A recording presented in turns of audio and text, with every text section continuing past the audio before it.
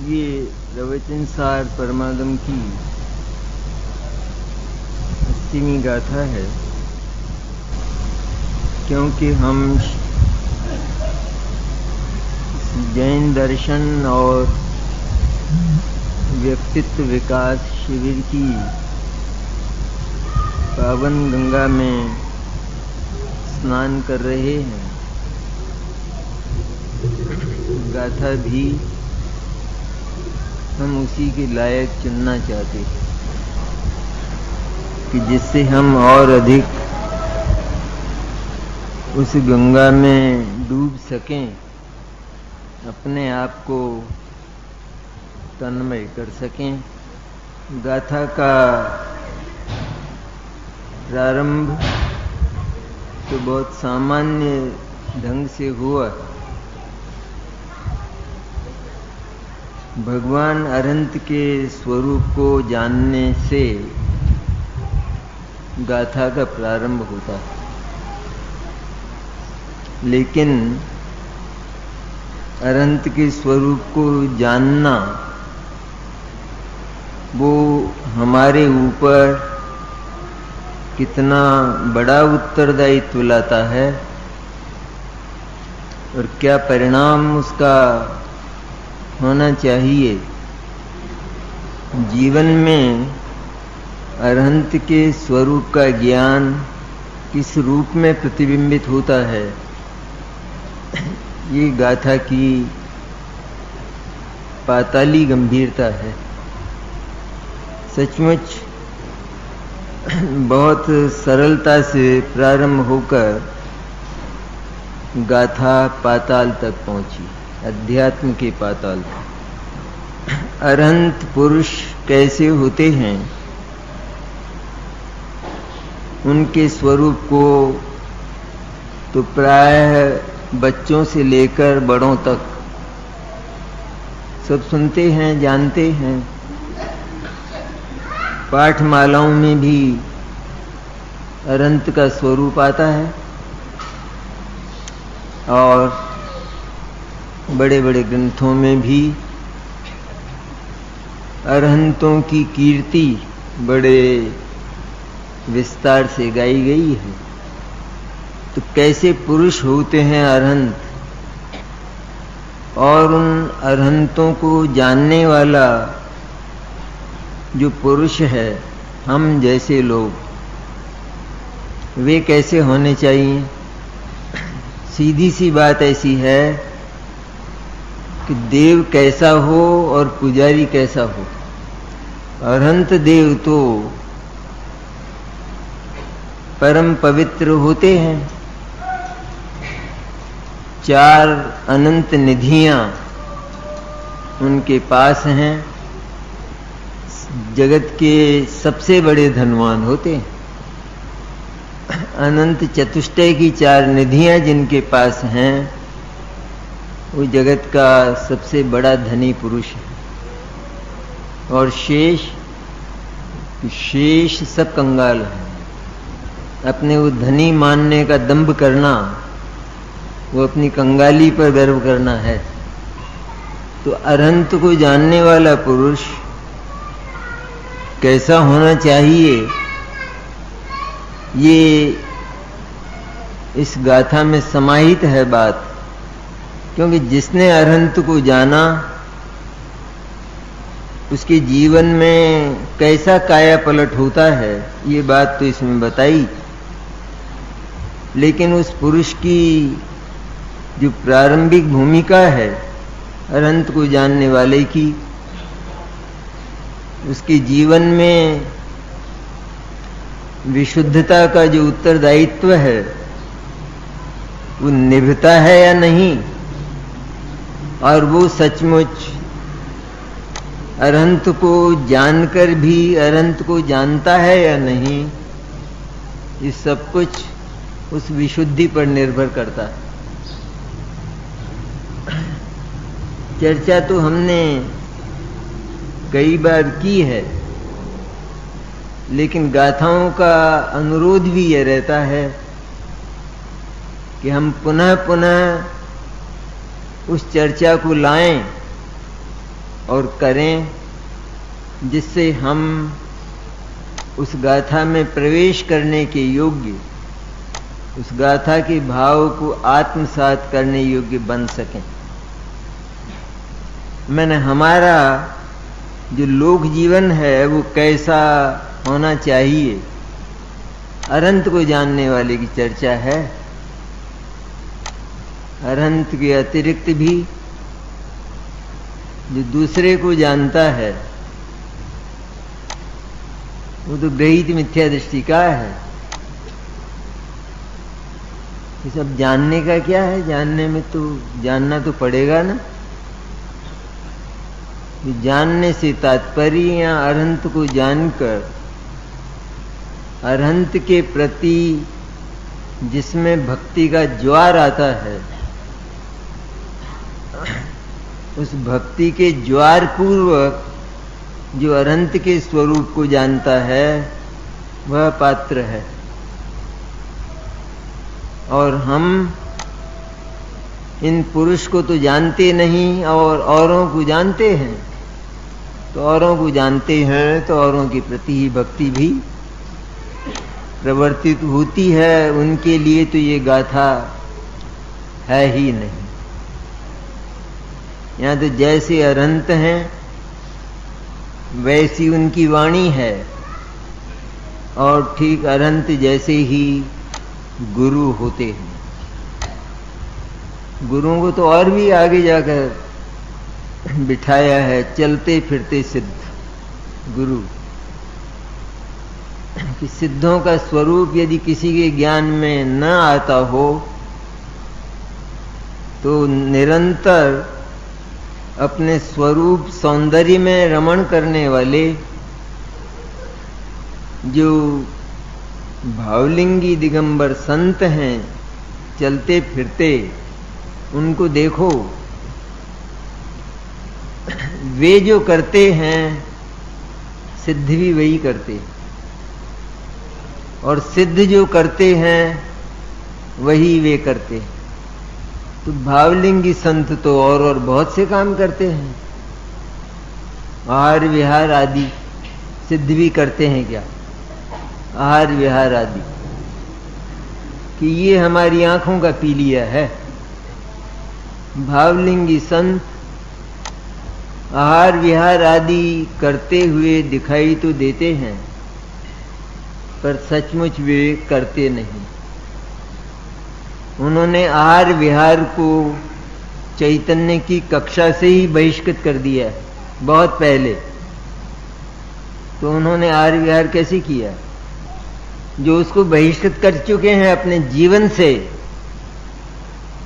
करते हुए दिखाई देने पर भी तो वे सचमुच उसको करते ही नहीं। जिस समय कोई बहुत बड़ी चिंता हो और हम व्यंजनों की थाली पर बैठें और खा भी लें, तो पत्नी से पूछा जाए कि उन्होंने खाना खा लिया क्या, तो क्या उत्तर मिलता है? क्या खाना, उनका चित्त ही नहीं है आज। उनको तो बड़ी भारी चिंता बसी है, तो खाना न खाना बराबर है। उसी प्रकार जिनका चित्त एकमात्र शुद्ध चैतन्य में बसा है, कि जो अपने पास ही है, अपने भीतर ही है, एक रूप रहने वाला सदा, और अमृत से जो लथपथ है, एकदम माधुर्य है, जिसमें सब कुछ है उसमें। जैसे हम पुद्गल में स्पर्शस गंध वर्ण की जो ऊंचाइयां ढूंढा करते हैं और उन पर आकर्षित होते हैं, तो ऐसे सारे अमूर्त गुण आत्मा में हैं। आत्मा मीठा भी है, आत्मा स्वादिष्ट भी है, आत्मा सुगंधित भी है।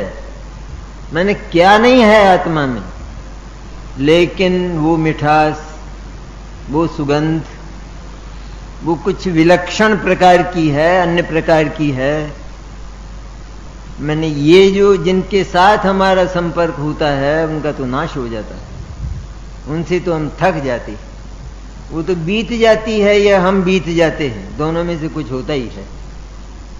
या तो खाना बीत जाए या खाने वाला बीत जाए कि अब नहीं भाता है, अब नहीं खाया जाता। लेकिन यह एक ऐसी मिठास, ऐसा व्यंजन आत्मा के भीतर है कि जिसको खाने वाला कभी बीतता नहीं और खाना भी कभी बीतता नहीं।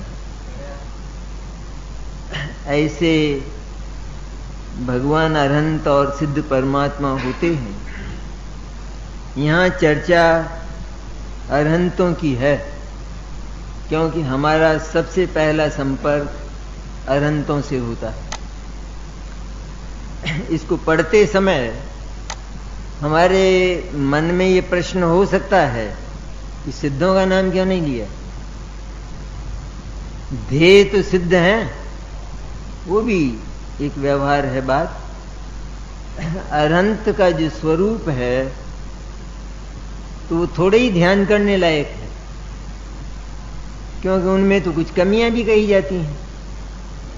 लेकिन सिद्ध परिपूर्ण है, तो सिद्धों का स्वरूप ध्यान करने योग्य कहा गया है अपने स्वरूप के ध्यान के लिए।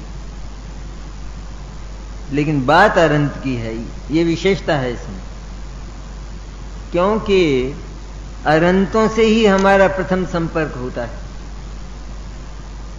और अरहंतों से संपर्क होते ही जो काम हो जाए तो उसके लिए सिद्धों को क्यों बुलाया जाए? उनसे तो फिर और बड़ा काम हम करेंगे।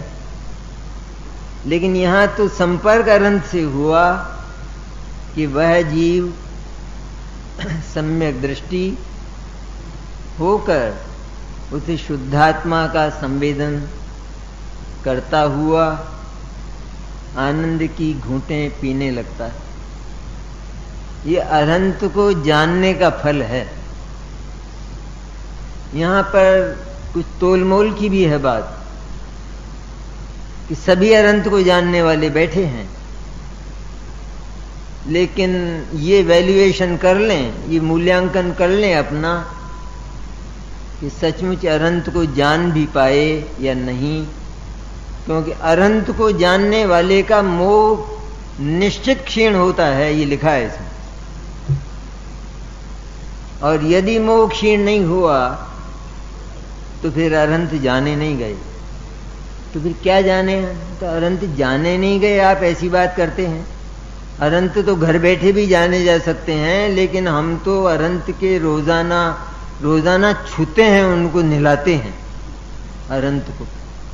रोजाना उनका प्रक्षालन, उनके चरण छूना 20 बार, कोई एक बार से धापता नहीं है।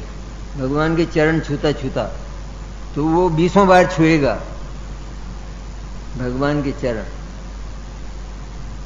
क्योंकि वो भक्ति की एक ऐसी मिथ्या वासना रहती है जीव को कि मैं जितनी बार छूऊंगा उतना ही पवित्र होऊंगा। बात तो कड़वी लगेगी सुनने में, लेकिन सच्चाई है इसमें कि वो बार बार इतना क्यों झुकता है, क्यों करता है इतना। झुकना तो चाहिए ही चाहिए, झुक ही जाएगा वो। झुकना क्या चाहिए?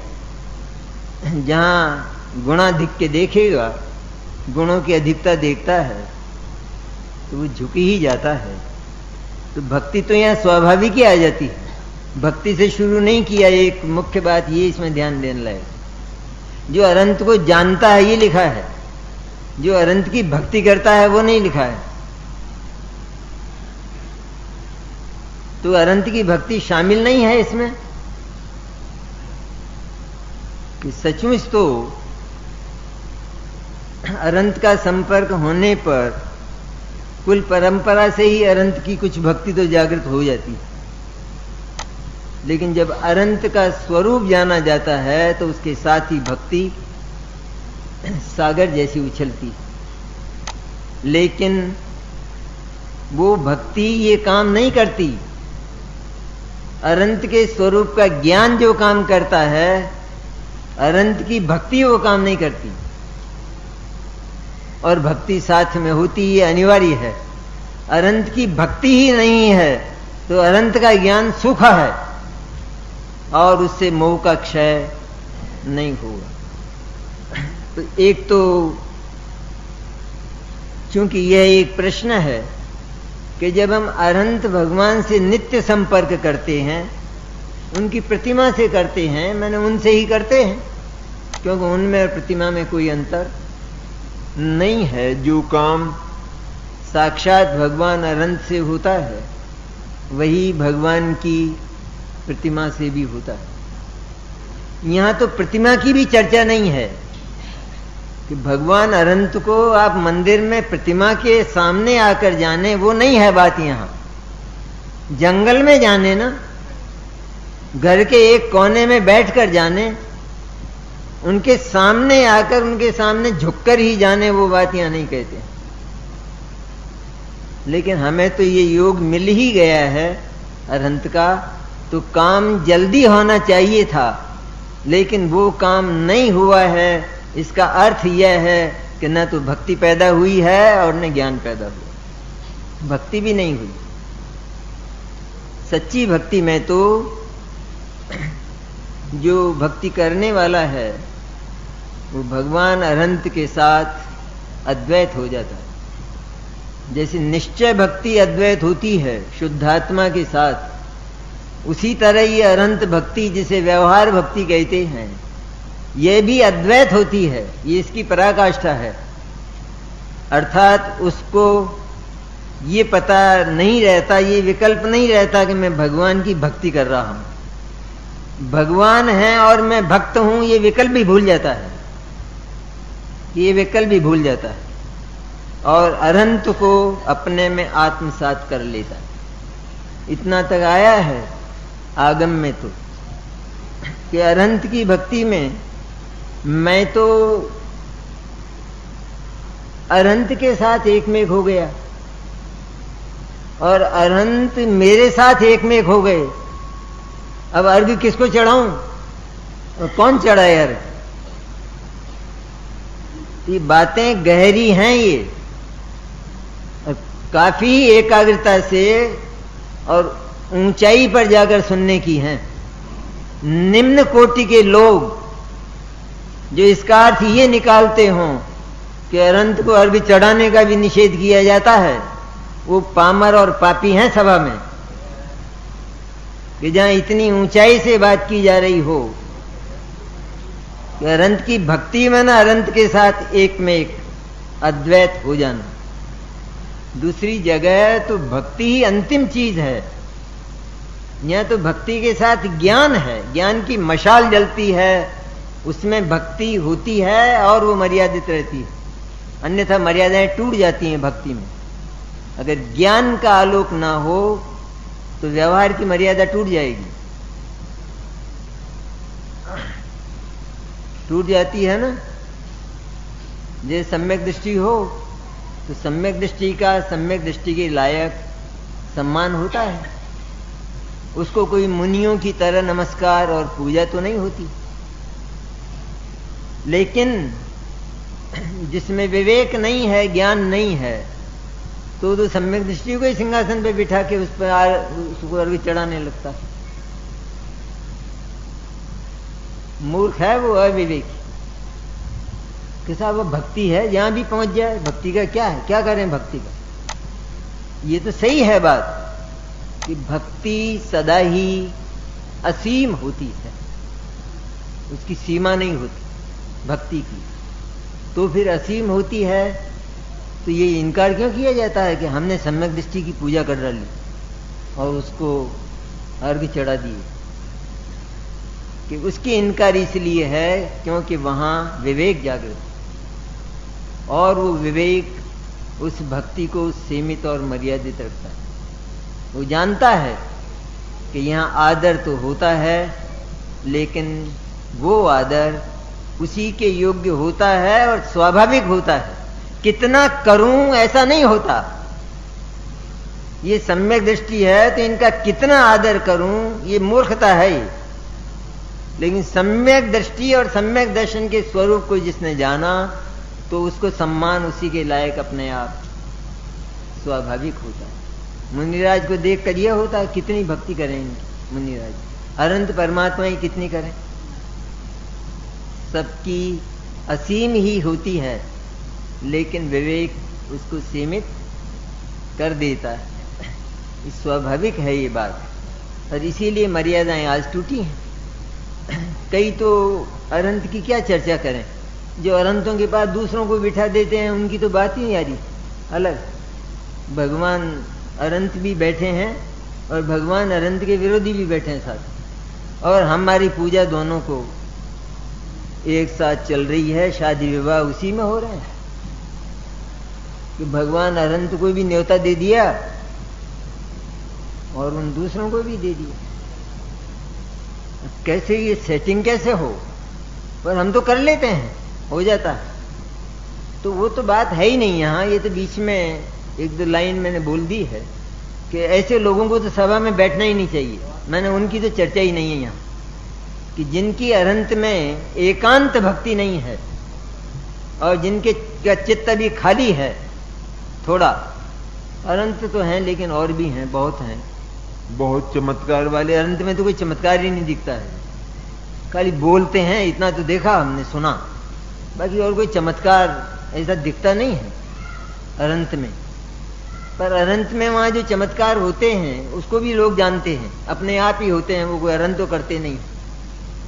जो अपने आप ही हो तो अनंत क्यों करेंगे, होते हैं, लेकिन उन चमत्कारों से सचमुच आत्मा का कोई संबंध नहीं। इसलिए चमत्कारों पर रीझ कर जो किसी को भगवान अनंत से भी अधिक प्रतिष्ठा देता है वो तो महापापी है, ग्रहीत मिथ्या दृष्टि जिसको कहा।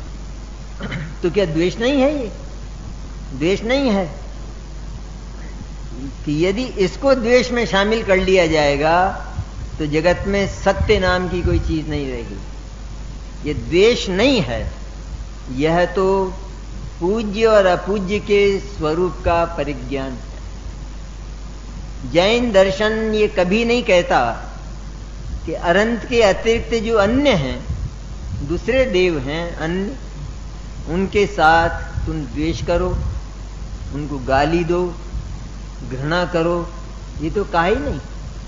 वहां तो कहा माध्यस्थ भावम विपरीत वृत्तौ, इससे बड़ी बात क्या हो सकती है।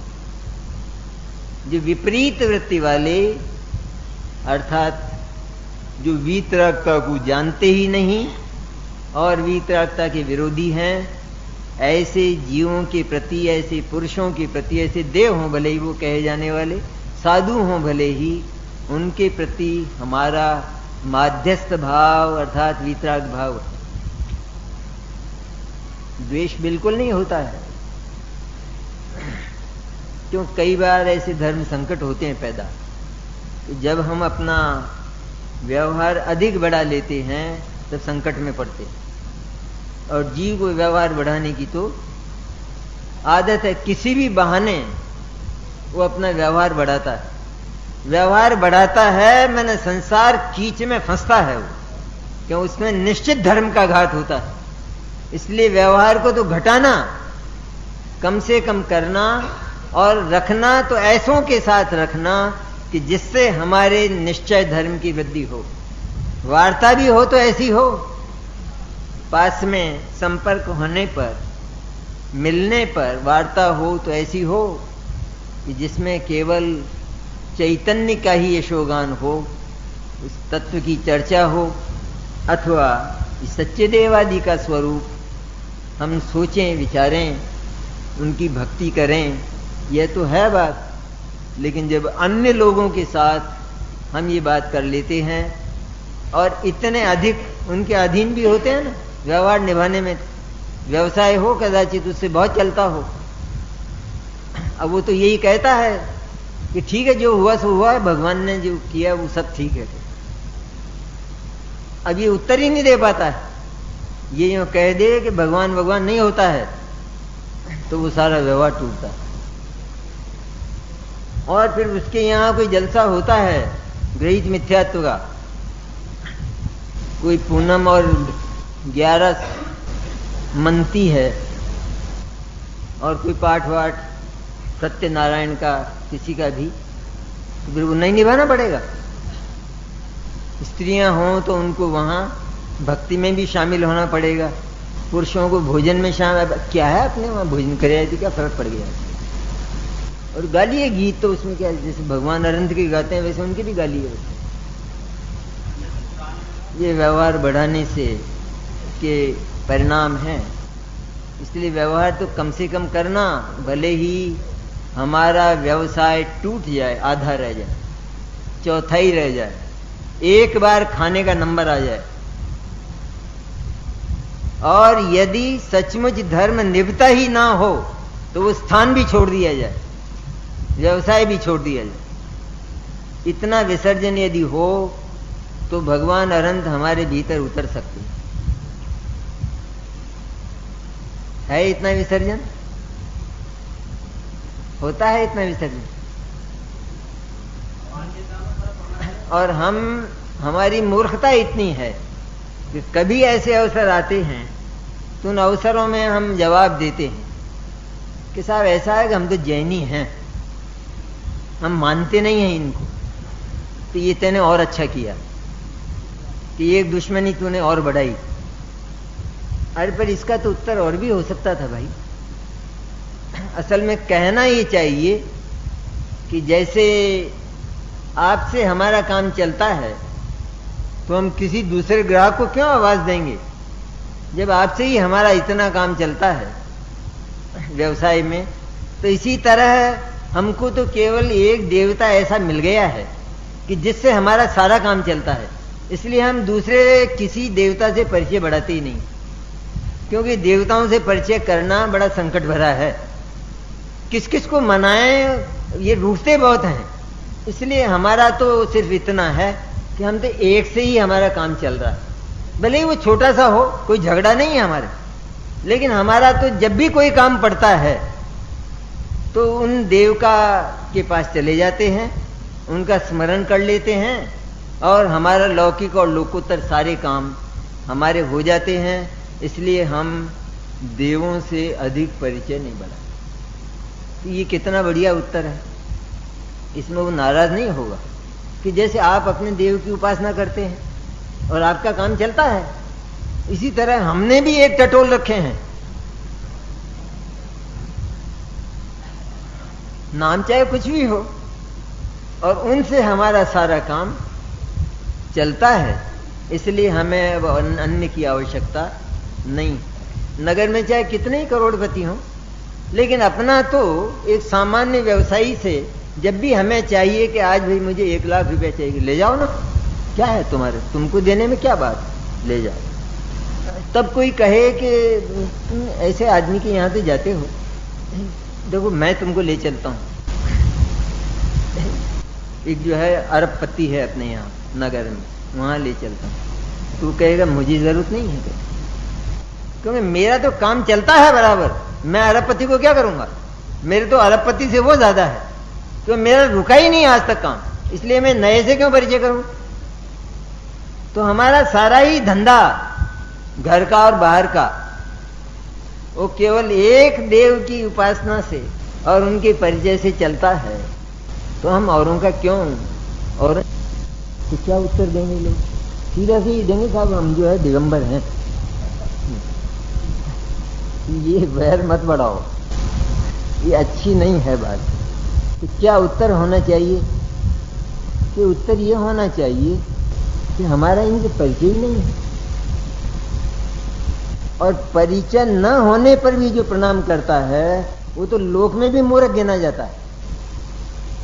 जैसे एक व्यक्ति यहाँ मंदिर से निकले और बाजार में होकर अपने घर जाए, तो जो भी रास्ते में मिले उस सबसे ही जय जिनेन्द्र साहब, जय जिनेन्द्र साहब, जय जिनेन्द्र, तो उसको क्या कहेंगे कि इसको जल्दी ले जाओ मेंटल हॉस्पिटल। कि मूर्ख है जिससे अपना परिचय नहीं, कभी वो अपने से राम राम और जय जिनेन्द्र, ये क्या करता है, इसका दिमाग फिर गया लगता है। ये सीधा सा उत्तर है कि भाई हमारी पहचान ही नहीं इनसे, इनकी क्या विशेषताएं हैं क्या नहीं, और हमें करना भी नहीं। हम ज़्यादा पहचान बढ़ाते नहीं हैं क्योंकि हमारे पास इतना समय नहीं है, हमारा तो एक एक क्षण व्यस्त है। बस इतने सीधे जवाब और सीधे उत्तर होते हैं, तो उसमें लोक व्यवहार भी अगर हम निभाना चाहते हैं तो कम से कम उत्तर में भी विवेक होना चाहिए और धर्म सधना चाहिए, साथ धर्म की सुरक्षा होना चाहिए। इसलिए वो तो हो ही नहीं यहाँ कि जहाँ अनंत के परिज्ञान की बात है, अनंत के स्वरूप को जानने की बात है, वहाँ हमारे चित्त का कोना कोना वो भगवान अनंत के ज्ञान और उनकी भक्ति से भरा हुआ होना चाहिए। उसमें किसी अन्य के लिए कोई गुंजाइश नहीं। अनंत की तरह सिद्ध भी आ गए, ऐसा नहीं समझना कि अनंत ही आ गए तो अब सिद्ध कहाँ बैठेंगे और गुरु कहाँ बैठेंगे, वो सब उसमें शामिल है, सब आ गए। और भी बहुत सी बातें हैं, ये तो अनंत की भक्ति और अन्य से हमें कोई प्रयोजन नहीं है, न प्रयोजन हमें साधना है। हमारा तो प्रयोजन सदरा है, इसलिए केवल अरहंत ही पर्याप्त है। कोई ये पूछे कि आपके देव का क्या नाम है, कि अब नाम से आपको क्या मतलब है, उनका तो वो तो बेनामी है, बिल्कुल कोई नाम नहीं उनका, लेकिन फिर भी मिल गए हमको अनायास ही, इसलिए हमारा तो चलता है काम सारा का सारा, वरना वो अनंत को गाली देने लगे। इसलिए ज्यादा नाम का प्रचार करने की भी आवश्यकता नहीं है। वो स्वयं उसके भाग्य ही सीधे हों और वो हमारे परिचय में आकर प्रभावित ही हो जाए तो अपने आप ही अनंत से परिचित हो जाएगा। लेकिन इतना ज्यादा मोह नाम के प्रचार का भी ना हो, सचमुच ना हो। ये तो सबसे पहले देवगुरु और धर्म के प्रति जो भक्ति है उसकी चर्चा हुई। हम जो इस गाथा की भूमिका पर आरोहण करना चाहते हैं, इसको आत्मसात करना चाहते हैं, तो उसके पहले हमारी सफाई कैसी हो, ना हो सफाई। देव तो साफ है एकदम, और जो पुजारी है वो कैसा है कि वो तो बाहर और भीतर दोनों तरफ से गंदा ही गंदा है, तो क्या पूजा होगी, कैसी पूजा होगी। इसलिए देव यदि बिल्कुल साफ है तो पुजारी को भी उसके लायक सफाई तो होना चाहिए ना, कि जिससे कम से कम देव की पूजा तो हो सके। और वो सफाई हमारे घरों में भी होना चाहिए। ये तो सफाई हुई मंदिर जैसी, तो कैसे भगवान अनंत की भक्ति हो, कैसे उनकी पूजा हो।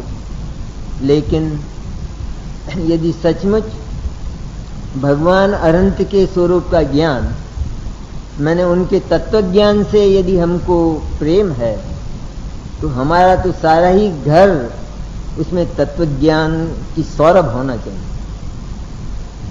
घर में किसी के प्रवेश करते ही उसको तत्व ज्ञान की सुगंध मिले, तब तो वो घर जैन का घर है। अन्यथा अजैन से भी, शूद्र से भी गया बीता घर है, सचमुच देखा जाए तो।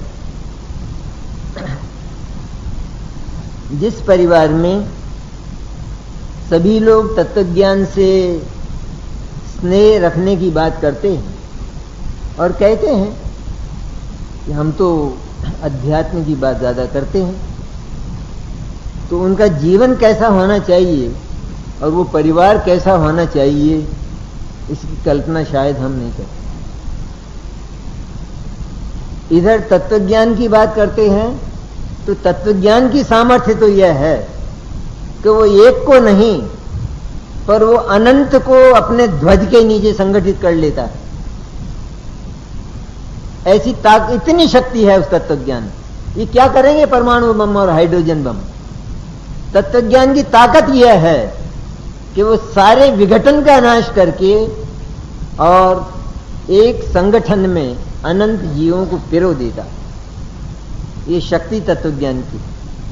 हम संगठन की चर्चा करते हैं, समाज में संगठन कैसे हो, कैसे हो समाज में संगठन। अपने विचारों का विसर्जन कर दो, हो जाएगा समाज में संगठन। सारे जैनी एक हो जाए, हो जाएंगे, कोई दिक्कत नहीं है। तुम छोड़ दो दिगंबरत, तो एक कैसे होंगे वरना। अरे या तो श्वेतांबर वो अपनी मान्यता को छोड़े, या दिगंबर अपनी मान्यता को छोड़े बिना एक कैसे होंगे? विचार भेद तो रहेगा ही रहेगा। और एक करना क्यों चाहते हो जो न्यारे न्यारे हैं उनको? झगड़ा तो एकत्व का है यहां तो जैन धर्म में सारा। जो असली एकत्व है उसमें जो निष्ठा है उसका नाम तो धर्म है। और जहां हमारा एकत्व निभ ही नहीं सकता वहां एकत्व करना, ममत्व करना, उसका नाम सबसे बड़ा अधर्म है, मिथ्या दर्शन नाम का। और वो हम करना चाहते हैं संगठन के नाम पर। तो वो संगठन करने की आवश्यकता भी नहीं है क्योंकि संगठित ही हैं। वैसे देखा जाए तो हम तो सभी के साथ सत्वेषु मैत्री का परिणाम रखते, सब मित्र हैं हमारे। सारा ये जीव लोक है, ये जीव लोक सिद्ध परमात्मा के समान है। हमें किसी के प्रति राग और किसी के प्रति द्वेष क्यों हो? कौन हमारा बिगाड़ करता है और सुधार करता है? इस तरह उसका समाधान हो जाता है। इसलिए अनेकांत की धज्जी उड़ाना संगठन के नाम पर और एकता के नाम पर, समन्वय के नाम पर, ये सचमुच अनेकांत के साथ बहुत बड़ा अन्याय है। अनेकांत तो जीवन के लिए है, जीवन के परिष्कार और परिमार्जन के लिए है, जीवन की शुद्ध चैतन्य की अनुभूति के लिए है और मुक्ति के लिए अनेकांत है। लेकिन इस लोक व्यवहार को संभालने के लिए और समाज में एकता स्थापित करने के लिए अनेकांत नहीं। अगर सचमुच अनेकांत का निर्वाह ही हम करना चाहते हैं तो तत्वज्ञान के नीचे आ जाएं। जैन दार्शनिक तत्वज्ञान, उसके नीचे आने पर सारे मतभेद स्वयमेव ही कपूर हो जाते, मिट जाते। मैंने उसके लिए इतना अधिक प्रयत्न किसी को करना पड़े कि बैनर बनाने पड़े और ये सभाएं करना पड़े और कोई बड़े भारी कैंप और शिविर लगाने पड़े संगठन के, ये बिल्कुल व्यर्थ का आयोजन है, झूठ है और उसका कोई फल होने वाला नहीं। लेकिन केवल एक बात, यदि तत्वज्ञान का सही प्रचार और प्रसार व्यक्ति से लगाकर समाज तक हो जाए, और होना चाहिए। यदि हम सचमुच महावीर के, अरहंत के और दिगंबर दर्शन के पुजारी हैं, उपासक हैं, तो हमारा कर्तव्य है कि हम जैन दर्शन के स्वरूप को पहचानें और वो जैन दर्शन जिसके द्वारा प्रतिपादित है उस देव को भी हम पहचानें। ये हमारा कर्तव्य है ना। तब फिर मतभेद कौन सा रह जाएगा? संभव ही नहीं है कि कोई मतभेद रह जाए। इसलिए मतभेदों को दूर करने का यदि कोई उपाय है तो अनंत के स्वरूप का ज्ञान, उनके तत्वज्ञान का जो ज्ञान है वो वास्तव में सारे विघटन को समाप्त कर देता है। अन्यथा कितना ही प्रयत्न करो, कितना ही प्रयत्न करे अनंत काल तक भी, तो हम अनेक को एक करने की बात करते हैं, लेकिन ये एक भी एक नहीं होता है क्योंकि इस एक के अनंत मत होते। ये अनंत टुकड़ों में बटा है स्वयं। इसकी मान्यताएं जो हैं उनको हम देखें तो अनंत प्रकार की मिलती, मिथ्या। इसलिए इसके तो स्वयं ही टुकड़े हो रहे हैं एक के, ये अनेक को एक कैसे करेगा? इसलिए जिसे हम सामाजिक संगठन कहते हैं उसका अर्थ केवल इतना ऊपर का, सब हमारे भाई हैं। हमें किसी के प्रति भी कोई द्वेष बिल्कुल नहीं, सब साधर्मी, बस इतना हो।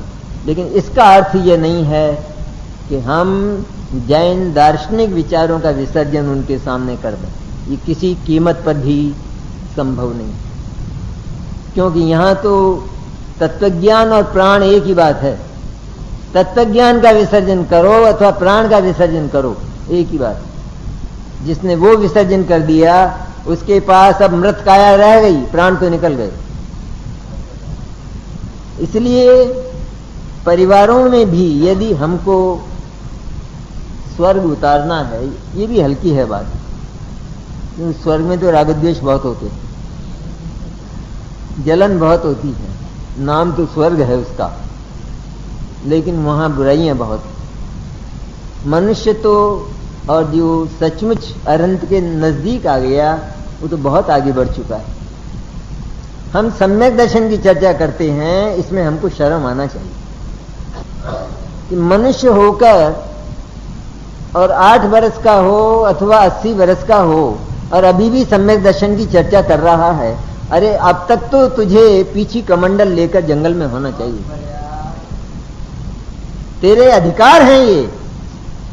देवों के पास तो ये अधिकार अर्थात उनकी योग्यता ही नहीं है, तो उनको पद कौन देगा? योग्यता के अनुसार पद मिला करते हैं ना। कोई पढ़ाई नहीं है बिल्कुल, जिसने जन्म से बकरियां चराई हैं और वो प्रोफेसर और प्रिंसिपल के इंटरव्यू में जा रहा, अब वो क्या कहेगा उस इंटरव्यू में? और सफल हो जाएगा क्या? संभव ही नहीं है बात। इसलिए हमारे यहां तो सीधी बात है, बिल्कुल सीधी, कि योग्यता की का सम्मान और योग्यता की पूजा। तो मनुष्य की योग्यता और उसका अधिकार इतना है कि सम्यक दर्शन तो 8 वर्ष की अवस्था में हो जाना चाहिए, और यदि और अधिक कहा जाए तो उसके 48 मिनट के भीतर तो उसे मोक्ष चला जाना चाहिए। ये तो प्रथम श्रेणी की बात हुई, लेकिन ऐसा तो कम होता है।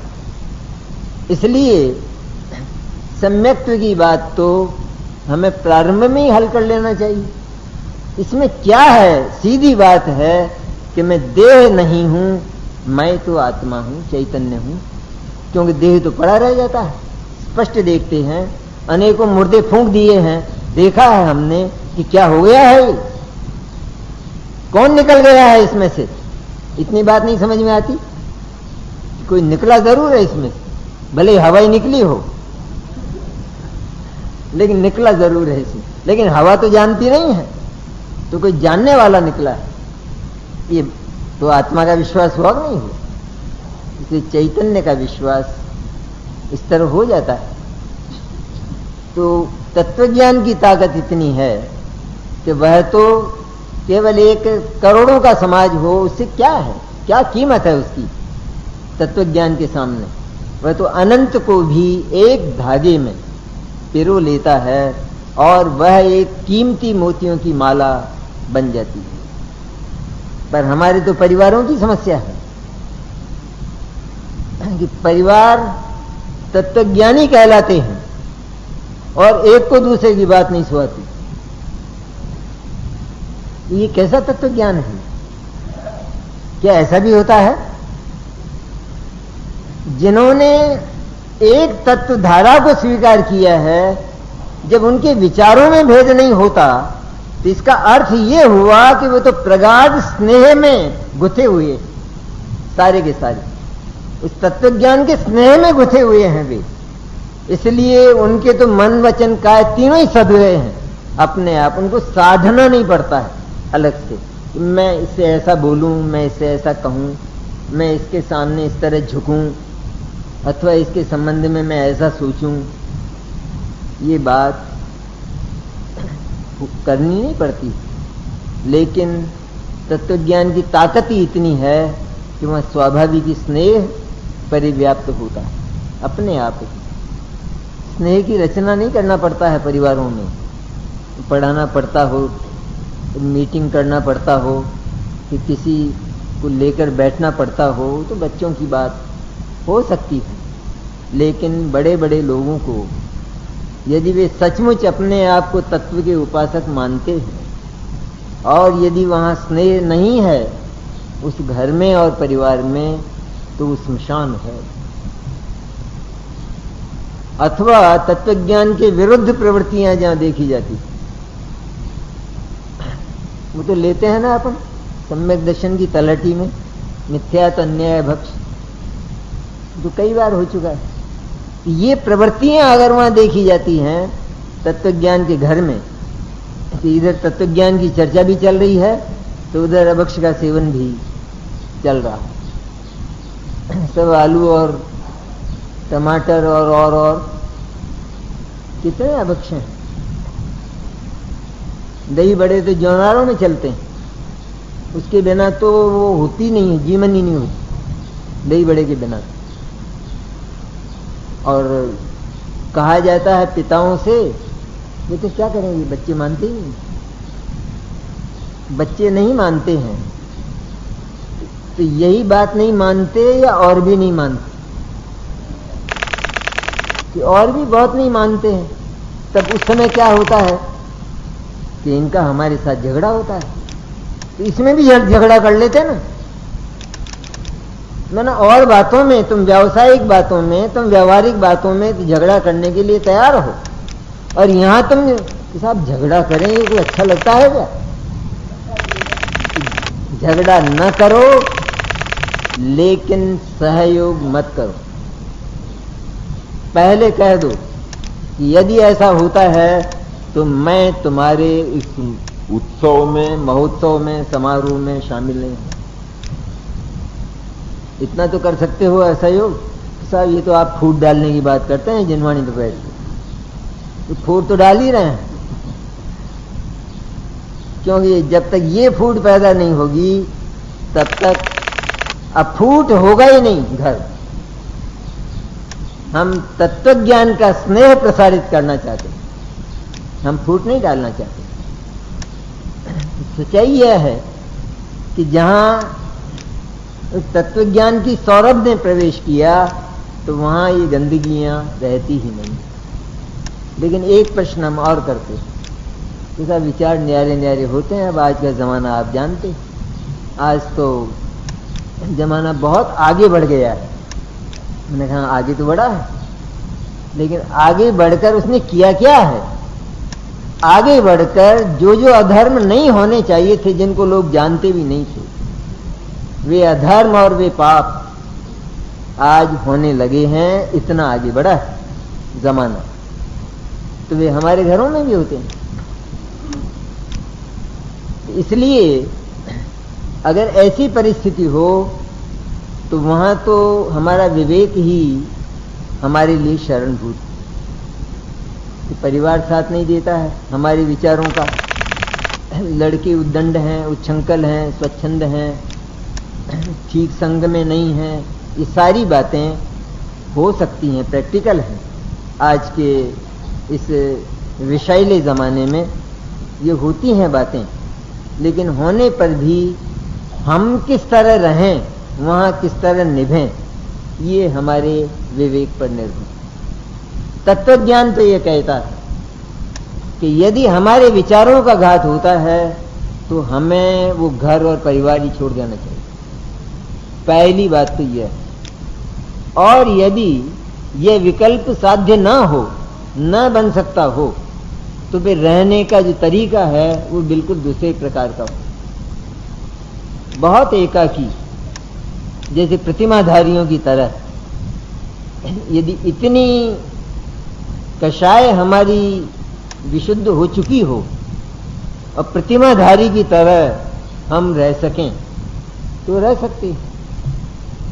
निहाल चंद जी के साथ होता था ना, उनके जीवन को तो सुना है आपने। निहाल चंद जी कलकत्ता वाले, जिनको सम्यक दर्शन हुआ और जो निकट ही मोक्ष जाने वाले हैं, और इस समय जो वैमानिक देवों में हैं, तो उनकी पत्नी और उनके बीच बनती नहीं थी। अब बने कैसे? एक संसार और दूसरा मोक्ष, तो कैसे बने? वो करे संसार की बात की दुकान क्यों नहीं जाते हो?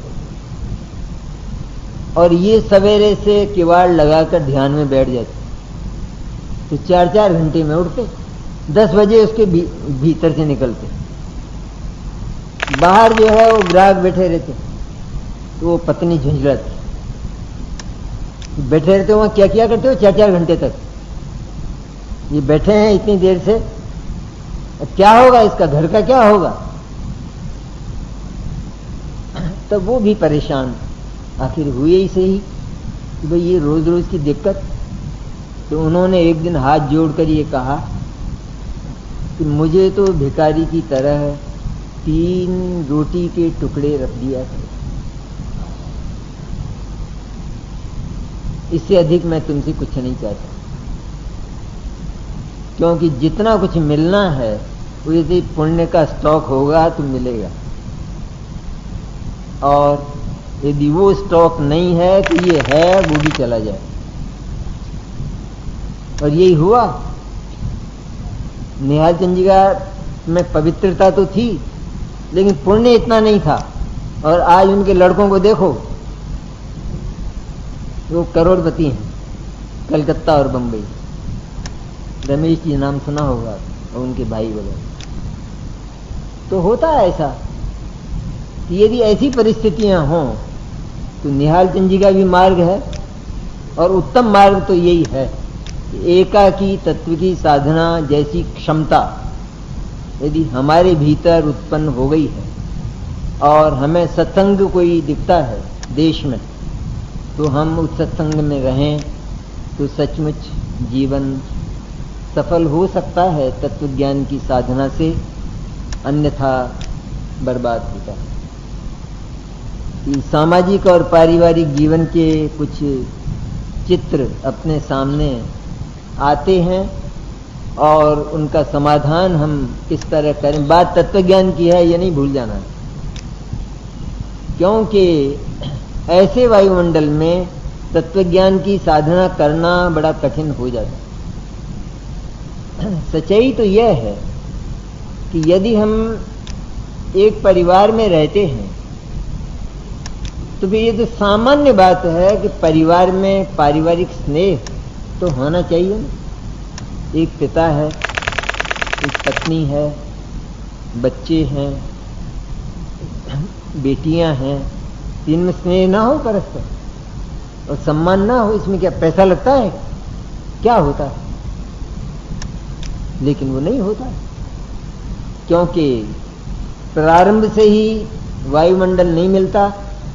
मिल भी जाता है तो प्रधान तो जीव की परिणति है, उसे कैसा ही वातावरण दो, लेकिन उसे तो जहां जाना है वहां जाता है। हम मंदिर लाते हैं, वो भले ही मंदिर आ जाएगा, ढोक दे लेगा, लेकिन उसे डाकू बनना है तो फिर डाकू ही बनेगा वो आगे जाकर। यहाँ थे ना डॉक्टर गुरुदत्ता मल, आप में से किसी को मालूम नहीं है, हमें मालूम। तो उनका एक लड़का साधु बना, वो स्वयं भी साधु जैसे रहते थे। एक लड़का डाकू बना, पड़ले सिरे का डाकू, जो नीचे की मंजिल से छलांग मारता तो तीसरी मंजिल पर पहुंचता, ऐसे जूते पहनता था स्प्रिंग वाले, और उठा लाता जिसको चाहता। तो वो तो जीव के जो संस्कार हैं, एक तो ये बात, उससे अधिक जीव का वर्तमान पुरुषार्थ। यदि वो पुरुषार्थ जीव का प्रबल है तो वे पूर्व संस्कारों पर वो पानी फेर देता है, मिट्टी कर देता है। कर्म का उदय कोई चीज नहीं है आत्मा के पुरुषार्थ और परिणामों के सामने। इसलिए हमें अधिक केंद्रित तो यहां होना चाहिए कि सचमुच हमें जीवन का निर्माण करना है तो हमारा उछलता पुरुषार्थ हो, ऐसा पुरुषार्थ हो कि जैसे पोलो के मैदान में घोड़ा उछलता हर्ष के मारे, और उस पुरुषार्थ के सामने पूर्व का संस्कार और कर्म का उदय कोई चीज नहीं। पूर्व का संस्कार इतना काम कर सकता है कि यदि कोई तिरंच गति में किसी को जाना है तो वो तिरंच बनेगा निश्चित। तो तिरंच बन जाने पर भी उसको योग मिल जाता है, और उस योग के मिलने पर भी वो अपने पुरुषार्थ को जागृत करता है, तत्वज्ञान की ओर ले जाता है अपनी सारी वृत्तियों को, और अपने संपूर्ण आत्मा को तत्वज्ञानमय कर लेता है। ये उसके पुरुषार्थ पर ही, उद्यम पर ही निर्भर है। लोक की जितनी ये घटनाएं हैं या जितनी बातें हैं वो तो आत्मा की सीमा के बाहर की बातें हैं। वहां तो केवल कही जाती है मैंने इतना कमाया, इतना खोया, ये किया। इसे केवल कहने मात्र से अधिक इसमें कोई तथ्य नहीं है, क्योंकि आज तक ऐसा नहीं हुआ है कि किसी ने कमाया हो और खोया हो। एक भी घटना ऐसी घटी नहीं कि जिसने दुकान चलाई हो और आदमी कहता है मैं चलाता हूं। अव्वल तो वो चलती नहीं है, जहां की जहीं रहती है, फिर भी ये कहता है कि मैं तो चलाता हूं, और चलता यह है। लेकिन जो कुछ भी है ये बात मात्र कहने की है, और इस रहस्य का पता हमें तब चल सकता है कि जब हमारा प्रवेश इस महान जैन दर्शन में, जगत के सर्वोत्कृष्ट दर्शन में यदि सचमुच हमारा ज्ञान प्रवेश करे तो ये पता लग सकता है कि हमारा कोई उद्यम आत्मा के सिवाय जगत के किसी काम में न तो आज तक चला है, 1% भी नहीं चला है, और न कभी अनंत काल में चलने वाला। तो दुकान बंद कर दें, ये प्रश्न फिर हो। चौके बंद कर दें कि फिर तुम वहीं आगे हो अपनी पुरानी आदत पर। हम कहते हैं ये चलाना और बंद करना तुम्हारे बस की बात ही नहीं है। जो अपने आप ही चलता है उसे चलाने वाला मूर्ख है। दुकान अपने आप चलती है, चौका अपने आप चलता है, ये सब अपने आप चलते हैं। और यदि चलाने की हम बात करते हैं तो प्रैक्टिकल करके देख लें। कौन नहीं चाहता है कि दुकान अच्छी चले? जैसा मेहनत में कसर रह जाती होगी कि हम माल से भी अधिक, कौन अधिक मेहनत करता है? तो मेहनत और पैसे का कोई तोल मोल, कोई अनुपात आज तक हुआ नहीं। इसलिए और अंत में तो ये तो जैन दर्शन है। दूसरे दर्शनों में भी कह दिया कि अजगर करे न चाकरी, पंछी करे न काम, दास मल्लू का यूं कहे सबके दाता राम। राम मन भाग्य। अजगर को बिना कुछ किए ही मिलता है, पंछियों को मिलता है नहीं मिलता? वो भी इतना विश्वास रखते हैं कि चोंच मिली है तो चुगा भी मिलेगा, क्या है? लेकिन मनुष्य ने ये विश्वास और जैन होकर ये विश्वास खोया है।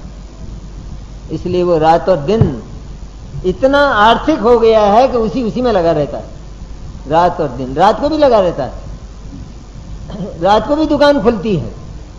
ऐसा नहीं है कि रात को बंद हो जाती हो। रात को सपने में अनेक दुकानें खुलती हैं, क्योंकि और खुलेगा ही क्या?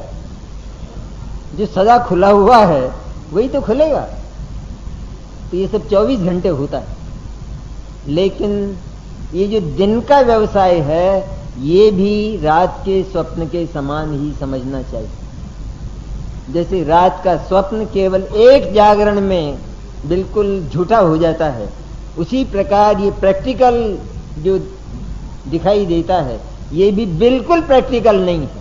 इसके पीछे भी केवल दैव काम करता है। हमारा स्टॉक पुण्य का संचय यदि है तो वो काम करता है, हमारी मेहनत काम नहीं करती है। इसलिए कहते हैं आचार्य कि अपनी सारी मेहनत को इस तत्वज्ञान में लगा दो तो निहाल हो जाओगे। फिर ये दुकानें खोलने के धंधे अधिक लंबे नहीं चलेंगे। इस तरह तत्वज्ञान का बहुत महात्म्य है और आगे चर्चा बहुत करना है। अभी बुरी किसी को लगती हो तो बोल देना।